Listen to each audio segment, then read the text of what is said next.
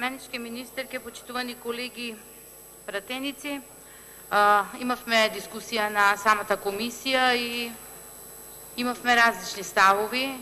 Вие како представник на владата околу подигањето на овој кредит и оправданоста од ваша страна дека овој кредит е добар. И ние како опозиција со факти и аргументи дека поддржуваме доколку владата земи кредит, меѓутоа кредитот да биде за инвестирање на инфраструктура, на капитални, на она што сакавте вие СДС да го каже кога беше опозиција, на чешмичка, на уличка, на патче, на нешто што ќе го биде видливо за граѓаните, меѓутоа во исто време ќе биде за нив функционално и со самото тоа ќе биде и економски оправдано, ќе биде продуктивно и ќе имаме забрзување на растот на економијата, цел еден таков процес. Сите ваквите кредити се на некој начин буџетски неоправдани, кредити кои го оптеретуваат граѓанинот, односно она што значи даночен обврзник што ќе пополнат буџетот и земањето на кредит кој ќе биде за поддршка на буџетските процеси. И вие сами добро знаете дека во овој изминат период се соочуваме со реална слика на енормно задолжување, за кое на почетокот од практицирање на власта сакавте да кажете дека е за стари долгови, враќаме долгови. Меѓутоа многу пати јас ве повикав од говорница да кажете кои се траншите кои ги отплаќате, за кои кредити, дали тоа беа поземени кредити во кои имавме инвестициони активности, односно оправдани кредити, кои ќе бидат и отплатени и ги имам јас тука, кои ќе бидат наредната година, меѓутоа и она задолжување за кое немавме никаков бенефит, односно како држава, односно непродуктивно задолжување. Никогаш нема опозицијата да гласа против задолжување, кажав, кое нема да биде во корист на граѓаните. Меѓутоа ова, кое ќе биде за подобрување одржливост, граѓање на отпорност на шокови. Мислам, ова треба да го знаат граѓаните. Шокови, милион направивте во досегашното владење и уште да финансираме за одржливост и градење на отпорност на шокови, нема да платат и нема да сакат и нема утре други ден да гласат граѓаните за никој доколку ние донесеме такво решение, односно такво законско за кое ќе земеме 120 милиони евра. Вие продолжувате со едно силно несмалено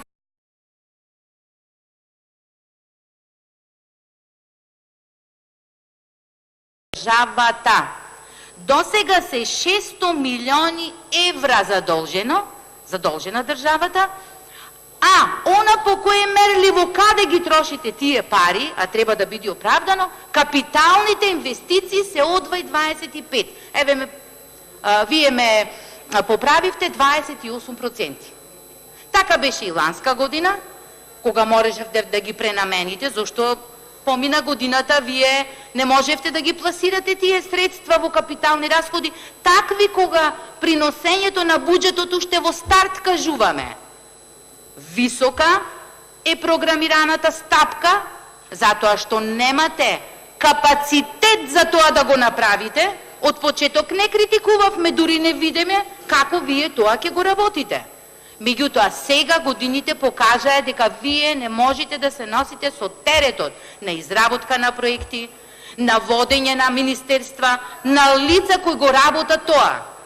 И завршуваме веќе 9-ти месец од 28% реализација на капиталните инвестиции, па натаму ги пренасочувате парите, божем ќе помагате на граѓаните, ќе давате некакви повисоки плати или слично.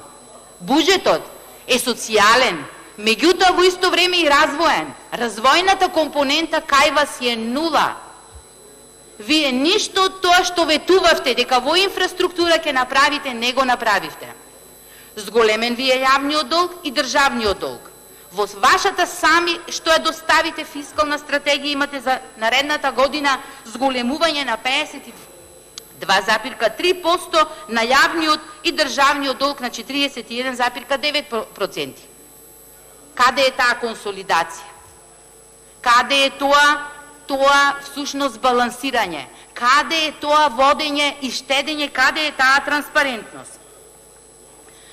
Во самото образложение во законот, кое сите го имаме, пишувате дека мора достави до Светска банка писмо за развојни политики, услов за да може да се земе, и содржината на писмото ја искажува спремноста и посветеноста на владата за спроведување на планираните реформи.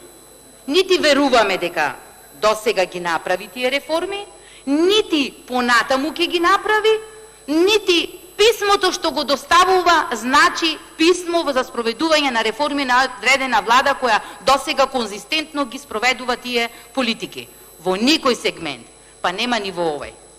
Мислам е редно на граѓаните да им се каже и од ваша страна, уште еднаш, зошто е овој кредит, дека понатаму ќе се зголеми и за наредната година, планирано вие уште нови 600 милиони евра долг, го планирате и клинички центар,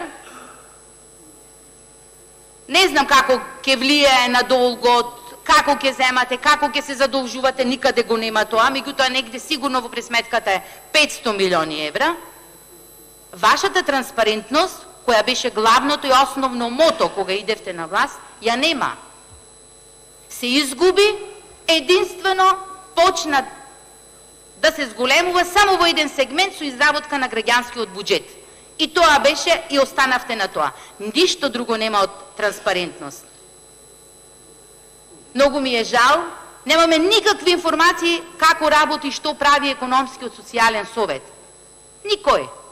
Внатре не знам дали знаат, меѓутоа министрите, вице-премиерот, никој нема друг. Знаете дека ние тука не разгледувавме закон доколку немавме мислење од економски социјален совет за тој закон.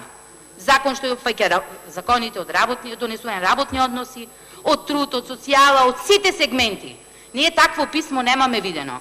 Ние немаме ни еден заклучок, нити писмо за работа на тој економски социјален совет.